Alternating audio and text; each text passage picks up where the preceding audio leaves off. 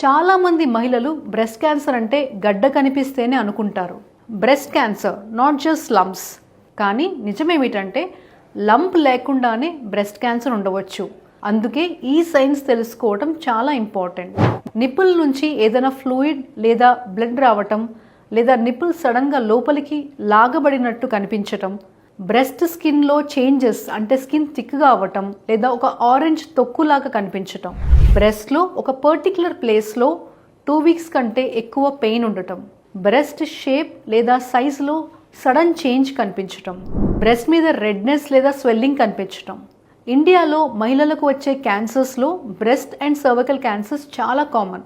Early డిటెక్షన్తో 90% వరకు cure సాధ్యమవుతుంది. అందుకే ప్రతి మహిళ మంత్లీ సెల్ఫ్ ఎగ్జామినేషన్ చేయడం అలవాటు చేసుకోవాలి.